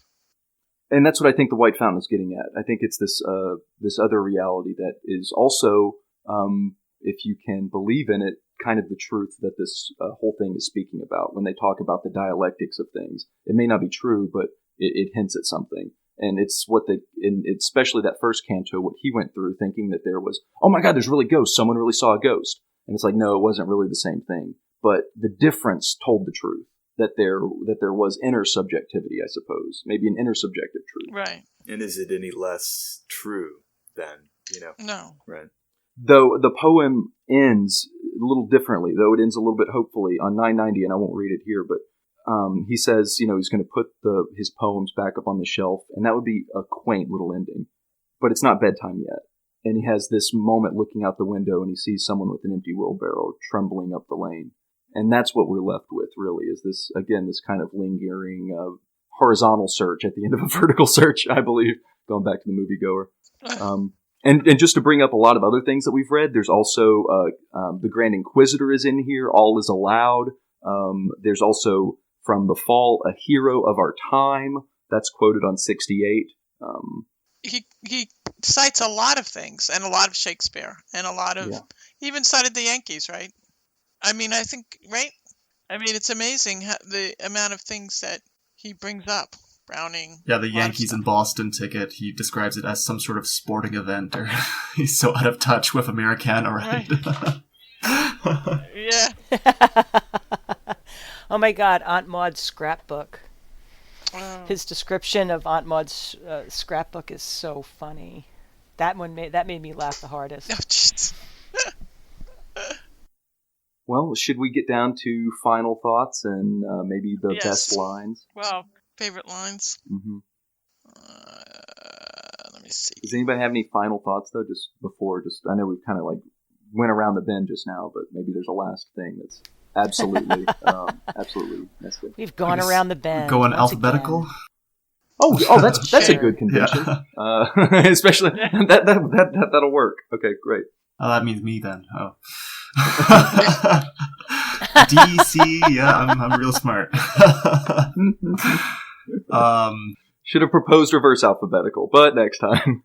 I really like this book, and it wasn't the most enjoyable book, but in its scope of what it was trying to do, it was really incredible, and I'm somewhat okay with that Observer article that named it the greatest novel, because it had such incredible scope.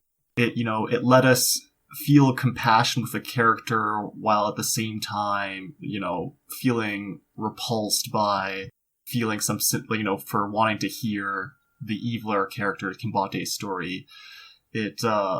It made us think about the act of reading while allowing us to get lost into this incredibly vivid story that's concocted by Kimbate. It allowed us to do so many things and reflect on, reading, life, death, compassion, in such a meta kind of way. So I found it incredible in that sense. And yeah, Nabokov is really such a gifted writer, and I hate the fact that in his third language he has a better access of English than I could ever grasp. Yeah, I totally echo that. I was going to say exactly the same thing there. It really is intimidating to see somebody who, he comes in, and just trounces you on your own home turf. Yeah.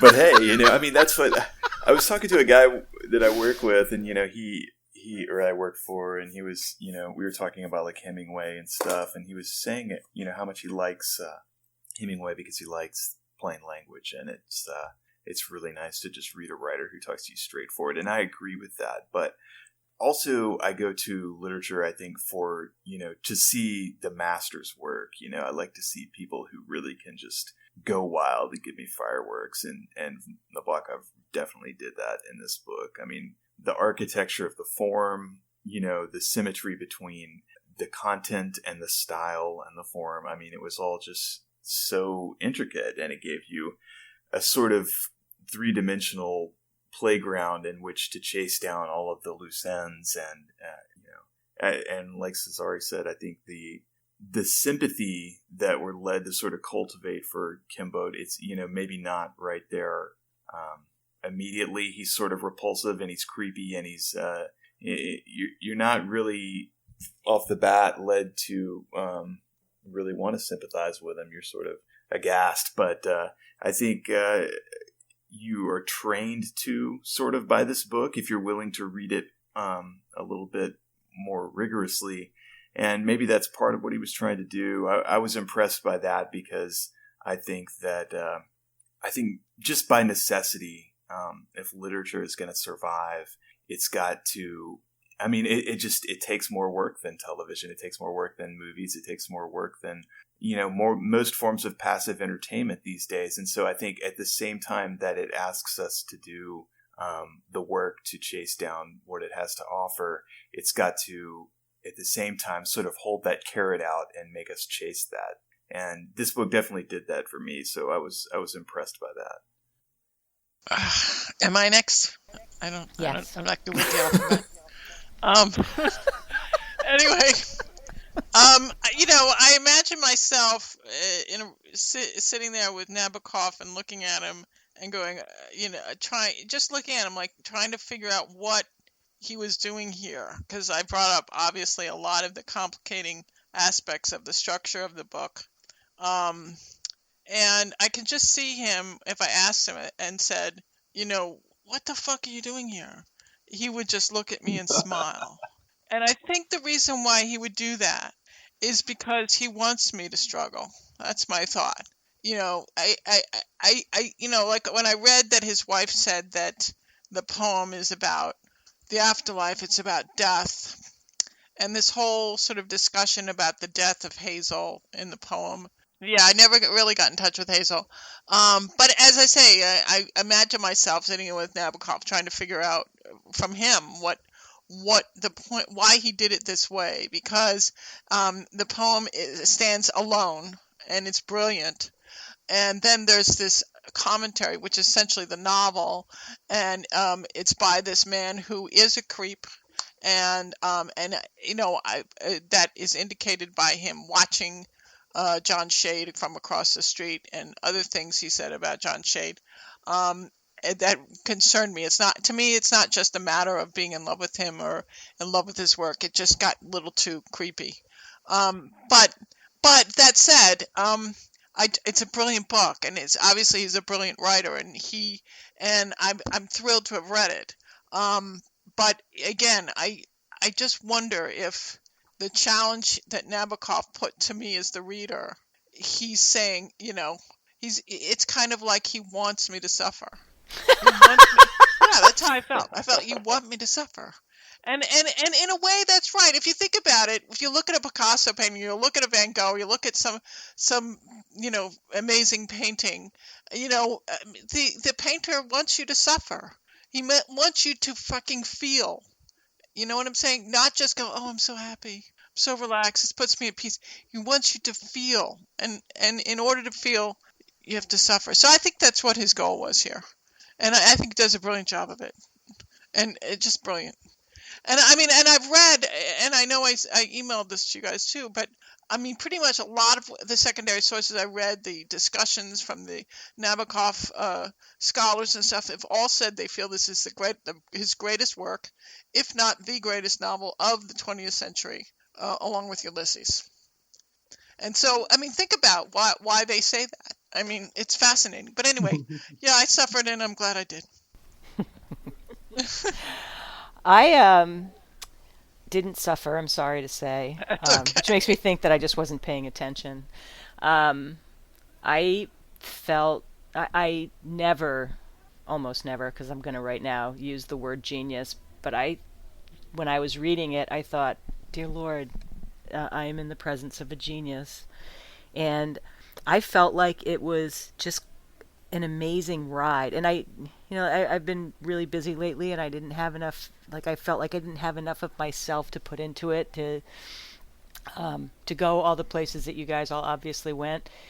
But I really enjoyed it. And, despite the fact that I felt like Kinbote was creepy, I do feel like it's somewhat current because privacy issues are so intense now. And he obviously had no consideration for anyone's privacy. But I also felt that just the tremendous longing, and I think that was there was, the tremendous longing with Hazel to just, to be loved, to be accepted, the longing with Kinbote to be, first to be loved by his people, to be able to have the life that he wanted to live as homosexual, and then, all of his exile and everything.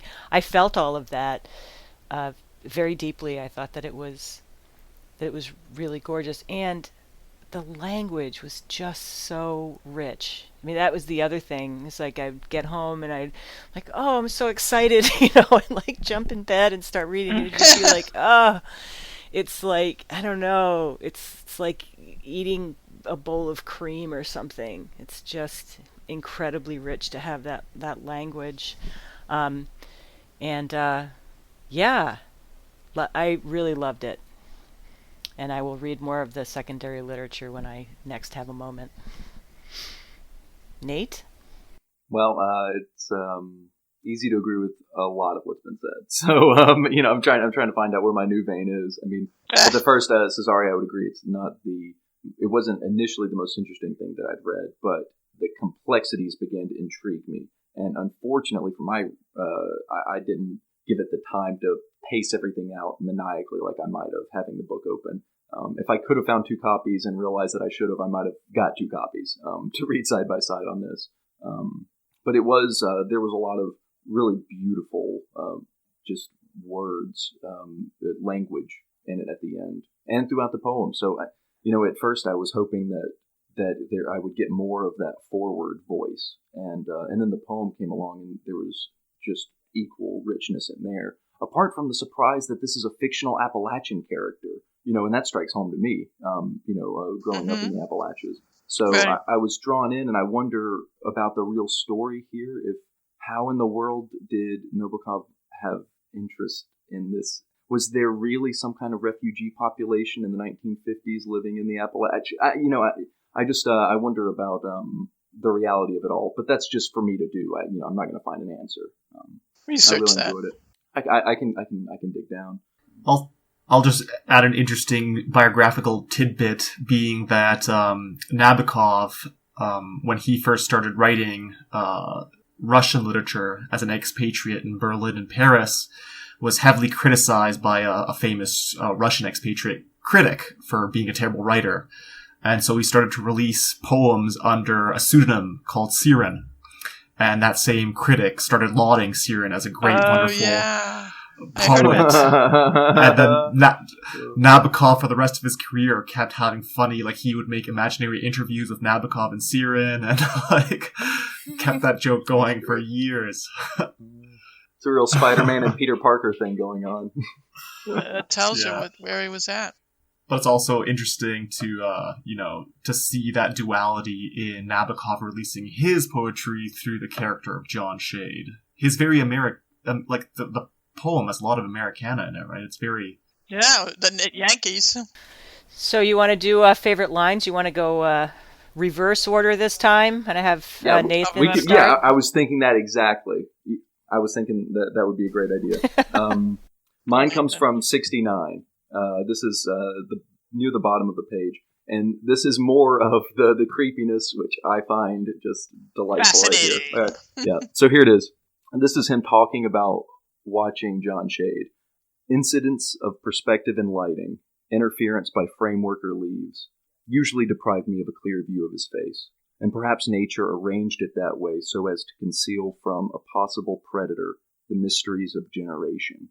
But sometimes when the poet paced back and forth across his lawn, or sat down for a moment on the bench at the end of it, or paused under his favorite hickory tree, I could distinguish the expression of passionate interest, rapture, and reverence, with which he followed the images wording themselves in his mind, and I knew that whatever my agnostic friend might say in denial, at that moment, our Lord was with him. So pretty. I'm going to apologize because mine's a little long.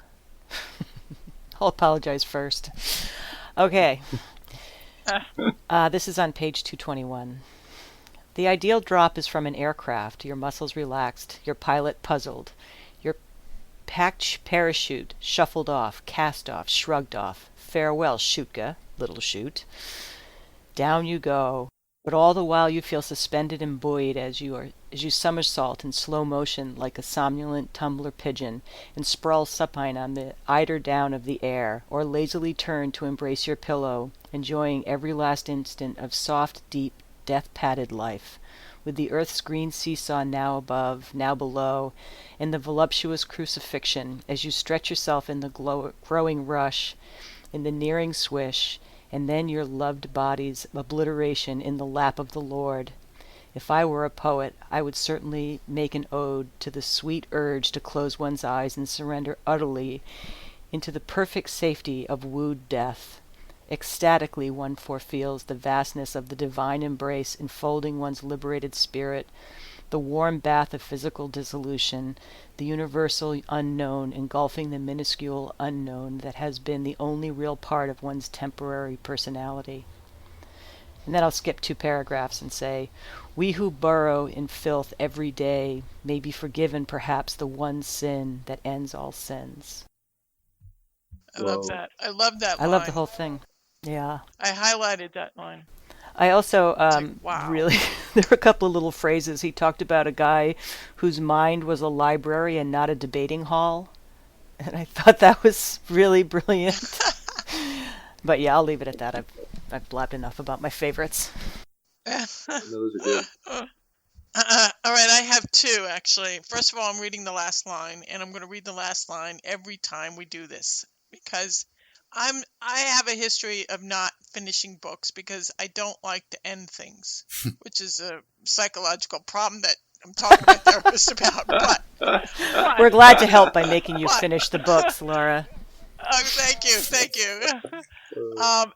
like when remember that show Friends? I refuse to watch the last episode. I refuse to watch the first one. I just don't watch. or any in between. I don't blame you. Any in between, yeah, I don't blame you. But I'm just saying that. But I had kids, it all happens. But anyway, I'm just saying that I just don't like to finish it. But I'm doing it for you. Thank you. And this is the last line, and this is what it says. But whatever happens, wherever this scene is laid, somebody, somewhere will quietly set out. Somebody has already set out. Somebody still rather far away is buying a ticket, is boarding a bus, a ship, a plane, has landed, is walking toward 1,000,000 photographers, and presently he will ring at my door, a bigger, more respectable, more competent Greatest. And I'm thinking that what's important here, and then I'll read you my totally favorite line, that was just the last line, is the way it ends. I mean, it's always, given that I hate endings, it's fascinating to me how the choice a given writer makes in the way they end something. And I think that because when you're writing, because I'm also a writer, it's important to know where the hell you're going. And really, for like really good writers or really like functioning writers, unlike myself, they know the ending before they know the beginning, and they've written the ending before they've written the beginning, and that's true with movies as well. But anyway, it's interesting. I think we should always read the last line so we can get a sense of what they did and then think about why the hell did they end it this way. But it's interesting that the last word in this book is greatest. I mean, putting aside the index, obviously. Anyway, this is my favorite line. It's from page 25 in the Kindle version. This friendship was the more precious for its tenderness being intentionally concealed. He's talking about his friendship with John Shade. Especially when we were not alone, by that gruffness which stems from what can be termed the dignity of the heart. His whole being constituted a mask. And I'm just thinking, this whole fucking book is a mask. I mean, think about what masks are. But anyway, we can talk about that another time. Go on. Yeah, well, that kind of leads into where I was going. I'm going to go cliche here and go with the very beginning of the poem. The first two lines especially. I was the shadow of the waxwing slain by the false azure of the window pane. I was the smudge of ashen fluff, and I lived on, flew on in the reflected sky. And from inside too I'd duplicate myself, my lamp, an apple on a plate. Uncurtaining the night, I'd let dark glass hang all the furniture above the grass. And it goes on, but I think, I love those first two lines, and I think they sort of gain resonance. The more you read of the book, you can come back to them over and over, and you see more, and it just sort of refracts in on itself. It duplicates itself over and over, and you see, these new meanings within the context of more you've read and more you've understood, and it's just sort of telescopes.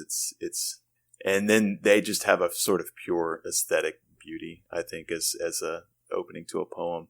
They're definitely going to sit in my memory.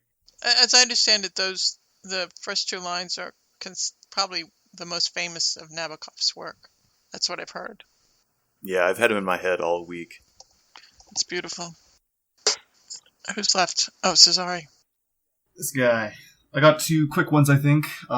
More lighthearted because I think I already read all my serious ones. But on page 141, this is when John Shade and his wife are trying to escape to like a mountain cabin, and he's confronted with Kinbadu. He's trying to find out where. So it just says, I started to calculate aloud in meters the altitude that I thought much too high for John's heart, but Sybil pulled him by the sleeve, reminding him that they had more shopping to do, and I was left with about 2,000 meters and a Valerian-flavored berth. So it's just such a great exposition on, like, the way he introduces the character. You mentioned the term genius, Mary, and I totally agree, because if I ever thought to, like, make a character, I would, like, I could never describe or put information about him in such a subtle, incredible way. Like, you just see how crazy he is in that one paragraph. The other thing I was gonna read is on page 181. Here it is. And this is Kimbate talking. Personally, I have not known any lunatics, but I've heard of several amusing cases in UI. There was, for instance, a student who went berserk. There was an old, tremendously trustworthy college porter who, one day, in the projection room, showed a squeamish co-ed something of which she had no doubt seen better samples. But my favorite case is that of an Exton Railway employee whose delusion was described to me by Mrs. H of all people. And I'll skip down a bit and says, "You must help us, Mr. Combate. I maintain that what's his name, the old man, you know, at the Exton railway station, who thought he was God and began redirecting the trains, was technically a loony, but John calls him a fellow poet." So I love that line for two reasons: the way that he describes a girl getting flashed in the way he does, and of the dichotomy between a crazy person who thinks he's God and can redirect, reality, and John calling that poetry. Yeah, and isn't that the point when he's actually caught him talking about him? Yeah, it's great. Well, I'd also be interested to know what you guys have as recommendations of anything else that you're reading, or maybe you've seen recently, even, All right, I'll go. I've been watching Jessica Jones. I don't know if anybody I've heard else... it's good. Is it really good? It's really good. And the main character looks exactly like my daughter, so you'll know what she looks like. But it's really good. I mean, part of it made me feel like that this may be a whole sort of discussion of the horrors of a relationship between a man and a woman. But, because it's this whole superhero thing, there's a lot of other stuff involved in it. But anyway, it's really good, and it's very, very, adult. I picked up a book someone wrote for did an essay for the PEL website, a guy named Mark Anderson. They published a few chapters from his book, and I liked them, so I picked up the book, and it's called Moby Dick as Philosophy, Plato, Melville, Nietzsche. And I started it. It's really, really good. It's really good so far. I've only gotten in about chapter and a half, but I love it so far. And I really like the other things that he's written on the website. So I think he has 3 posts up. So they're all very worth reading. Well worth reading. Cool. Yeah, I saw that, and that initially made me want to read Moby Dick when I read his post. Yeah, we should do that at some point. I was just thinking about how to structure it, and I think that maybe we'd have to look at it, but perhaps we could do regular novels, but read section by section, or maybe chapter by chapter as a short story in between for a series of, months. That's cool. Well, that would be rough because it's 136 chapters. There are a lot of really short chapters in Moby Dick. And aren't some of them very much just whale rendering and that's it? Whale rendering. They're all all I fantastic. don't know. Yeah, I loved the whole book, but yeah, I hear what you're saying. That would be a rough way to do it. I think that you could probably do section, a quarter of the book. You could do it by number of pages. Mm-hmm. I think it's 600 pages. Maybe you could do we could do 3 200-page reads, but I don't know. We've done 600. It doesn't really make sense to do it that way. I think it might just be something that we'd have to, all of us have time and buckle down. Yeah.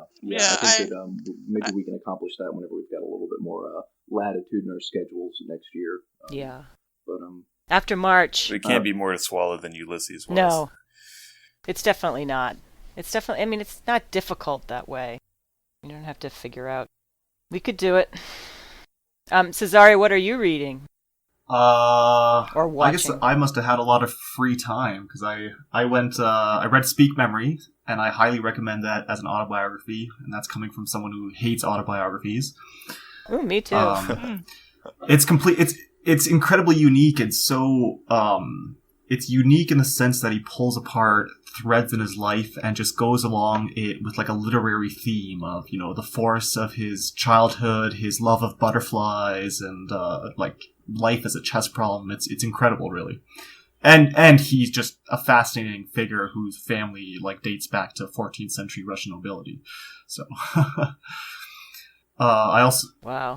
I think it mentions that one of his relatives was a second in Pushkin's fatal duel that eventually had him shot and killed. Wow. Yeah, and I've also read Pnin, another one of his books, which is more lighthearted and hilarious. I'd also recommend that.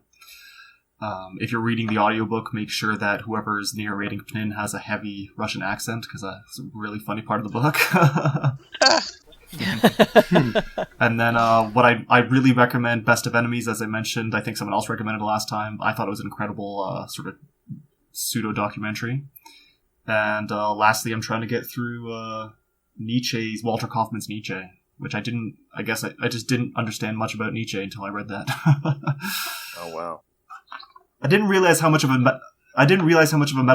metaphysical system that Nietzsche sort of had. I always what I liked about him more than that was the sort of, quotable tidbits.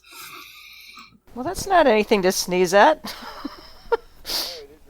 Oh, I haven't had time to read much but a bunch of stuff for my literature class, some of which has been Hamlet, good. right? Yeah, I've been reading a lot of Hamlet, and I've actually enjoyed it. No, it isn't. I've enjoyed it. It's been work, but it's had its rewards. So I'm always sort of I feel two ways about Shakespeare on the stage. I mean, it's depending on the play. I mean, the language can be almost impossible to follow. So.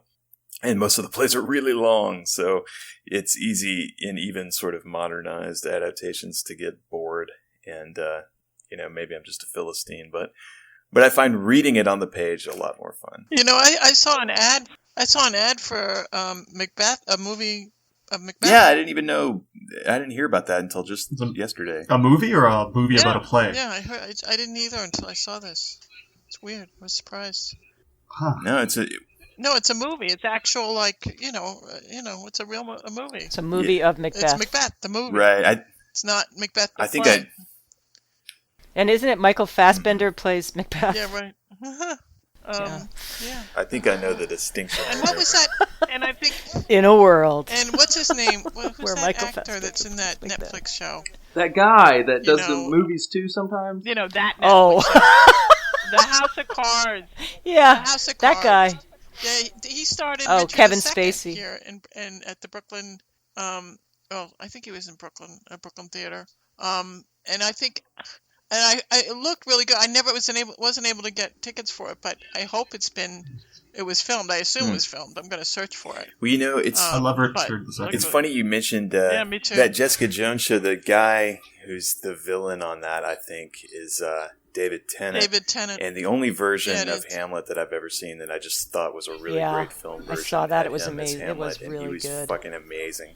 I mean, he just carried the whole thing. Yeah. When did he do it? It was like 2009. Incredible. And he was You also saw it, Mary? my favorite Doctor Who. He is. So you didn't like we the Mel haven't heard Gibson what Nate's version? reading. Oh, okay. Yeah, he is. Yeah, he is Doctor Who. Oh well, I'm not reading very much, and as I mentioned, I didn't finish this book, so I didn't take more time to read.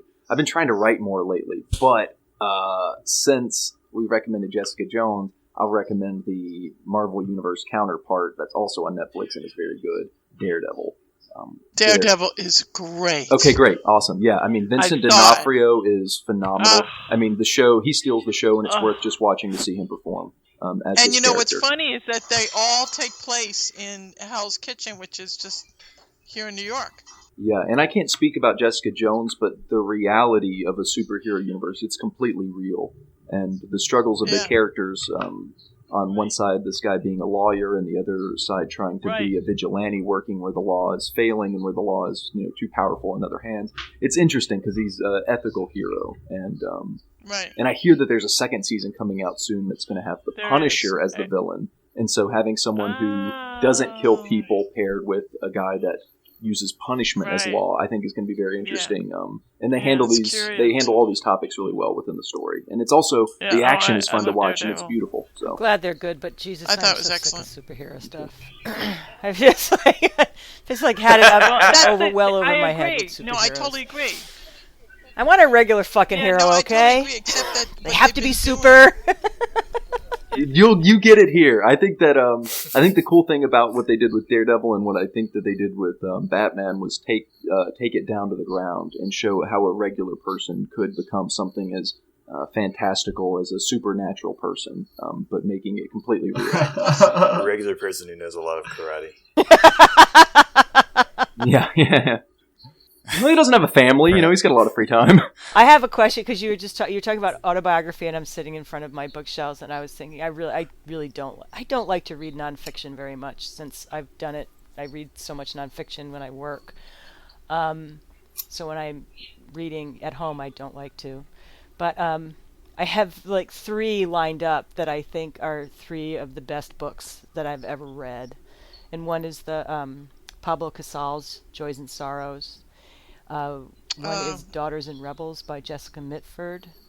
And then Miles Davis's Miles. Which, if you've never read Miles Davis's book, Amazing Life, and boy, you'll laugh, you'll cry. You might try opiates. You'll definitely want to play an instrument. Miles. But anyway, I don't know. Have you guys ever read any of those? No, read it sounds very interesting. Yeah. I tried to order it, and Amazon The told Pablo me they don't have Casals it. is So. also really gorgeous. The Joy of Man's, what was that called? Oh no, Joys and Sorrows. Different stories, yeah. Pablo Casals, the Okay, cellist. never mind. I'm getting these mixed up autobiography. then. You were thinking of the other one that you recommended maybe a time or two ago, Mary. It was Joy of Man's Desiring. Oh right, Jean Giono's Yeah. Joy of Man's Desiring. Beautiful book. Yeah, Amazon told me to screw off.